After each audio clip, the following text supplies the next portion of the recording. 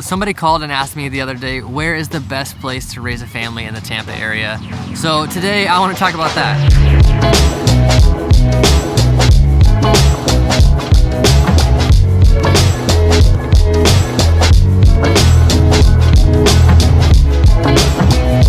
And appropriately for this video, I'm actually in a park that's really close to my house, that's walking distance away. And so this is where I'm choosing to raise my family for right now. Let's start the whole conversation by what makes an area a good place to raise a family. Typically, the most important factor in this is schools.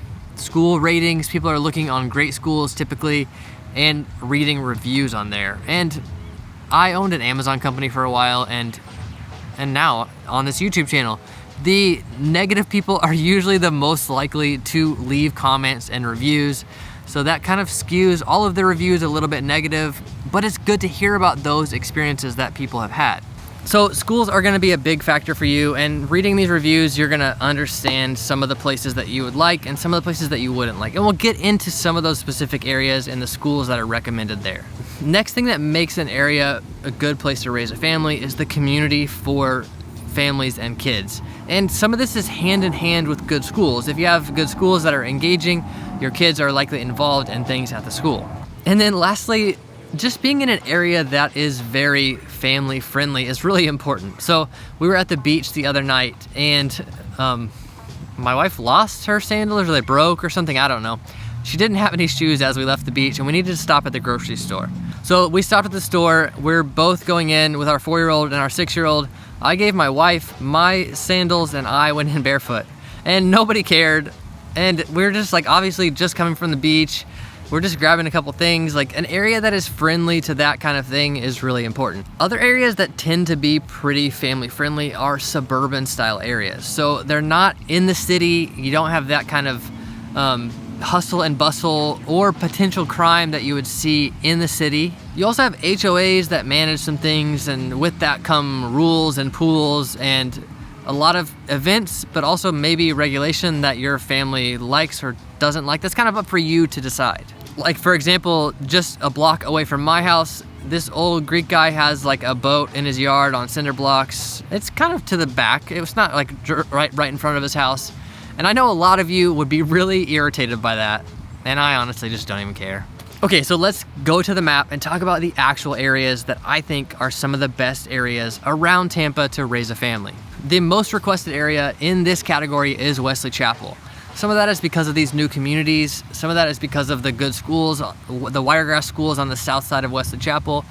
All of these kind of combinations mixed with the suburban feel of the city draw in a lot of families. But one thing I want to point out about this area is that a lot of the surrounding areas are very similar.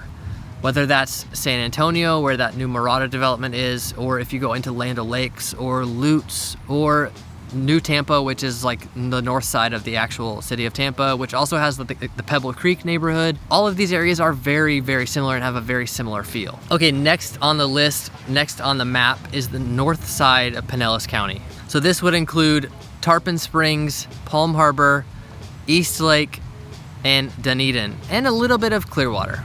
And there's some smaller areas that I'm gonna include on a little secret list at the end of the video, so stay tuned for that. My wife grew up on the north side of Pinellas County, so she's really familiar with the schools in this area.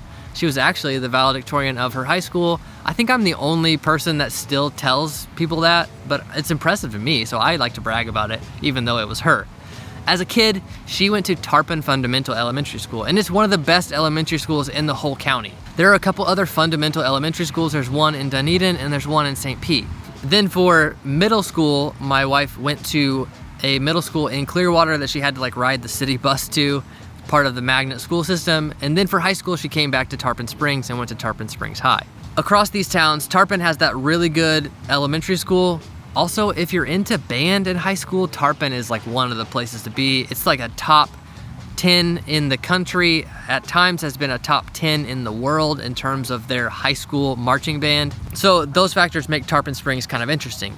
As you go south into Palm Harbor, their schools are also really good, and especially Palm Harbor University High School. And it is just like it sounds, it's a very college focused high school. Dunedin has a lot less families than Palm Harbor and Tarpon Springs, but it is still very calm and family friendly, with a mixture of some good schools, but it's actually not a very big geographical area, so you don't have a whole lot of schools in that area. All right, next place on the map is the east side of Tampa, starting out in Brandon, Riverview, and then out to like Fishhawk, which is technically in Lithia, which is technically unincorporated. If you go back to the Tampa Explained video about this area, we kind of break down this map a little bit more. So out here on the east side of Tampa in Brandon, the Brandon Academy is a pretty well-known school, and this area does draw a lot of families. Out into Fishhawk, this massive neighborhood was developed, I think, with families in mind, with good schools that followed really, really quickly. But this area is kind of far from Tampa, but you wouldn't be alone in that area if you're commuting to downtown. That's really common from out in that area, even though the commute is a pain. Valrico is a little bit hit or miss. I've heard that there's one good school in Valrico and you have to live on like a certain side. I haven't quite made sense of that.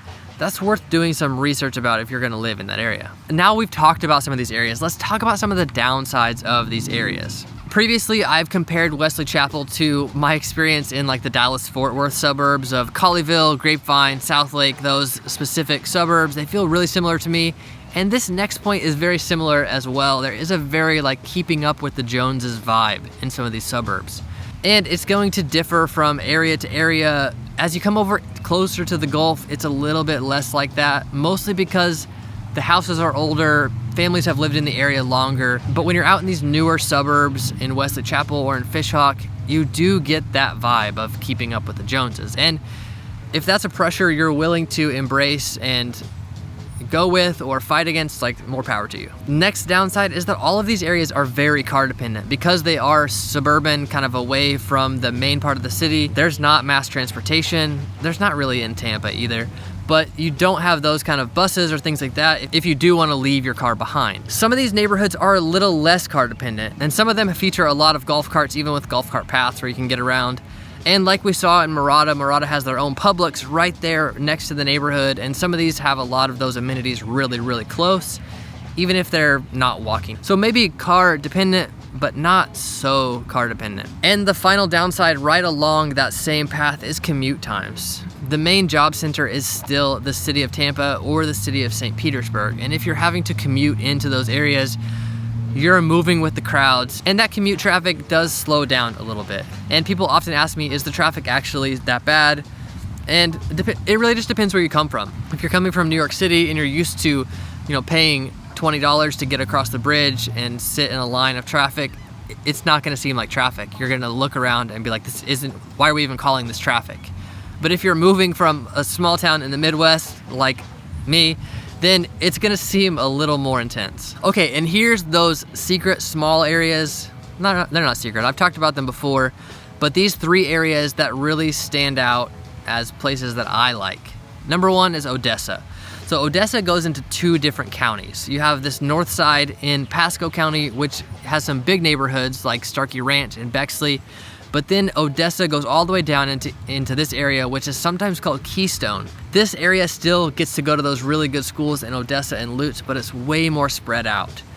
There's a lot more farmland, there's a lot of ranches, and there's a lot of lakes. It's a really, really beautiful area. It's one of my favorite areas in all of the Tampa area.